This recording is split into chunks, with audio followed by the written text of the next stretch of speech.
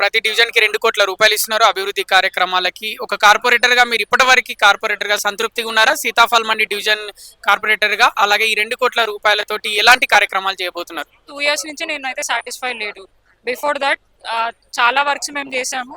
చాలా గ్రౌండెడ్, అంటే అన్ని వర్క్స్ మాకు అంటే ఒక మంత్రి దగ్గరికి పోయి, ఎందుకంటే గతంలో మా ఎమ్మెల్యే గారు ఉండే మంత్రిగా, మున్సిపల్ శాఖ మంత్రిగా కేటీఆర్ గారు ఉండే.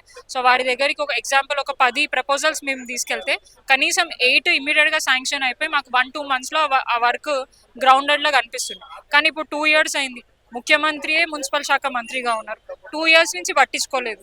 ఇప్పుడు 2 months లోపల లోకల్ బాడీ ఎలక్షన్స్ ఉన్నాయని చెప్పేసి వారి అవసరాల మేరకు ఈ బడ్జెట్ ఇచ్చి ప్రజలకు ఏదో చూపించుకోవాలో చెప్పడానికి ఏదైనా ఉండాలన్న ఉద్దేశంతో ఈ ప్రపోజల్ తీసుకొచ్చారు. సో ఇది వాళ్ళ అవసరానికి వాడుతున్నారు తప్ప ప్రజలకి అవసరమైన విధంగా పని చేస్తున్నట్టు మాత్రం కనిపించట్లేదు. సో ఈ 2 crores ఇచ్చారు కదా, దాంట్లో 1 crore మాకు డైరెక్ట్ గా అన్నారు, ఇంకో 1 crore త్రూ ఇన్ఛార్జ్ అన్నారు. త్రూ ఇన్ఛార్జ్ అని అంటే మరి నేను తీసుకుపోయే ప్రపోజల్స్ వాళ్ళు యాక్సెప్ట్ చేస్తారా, లేదంటే అక్కడ ఉన్న చోటా మోటార్ లీడర్లు తీసుకుపోయి మాకు ఇవి ఇవ్వాలి అని చెప్పేసి వాళ్ళే మినిస్టర్ కి పోయి ప్రపోజల్ ఇస్తే శాంక్షన్ చేస్తారా? ఆ క్లారిటీ మాకు ప్రాపర్ గా లేదు.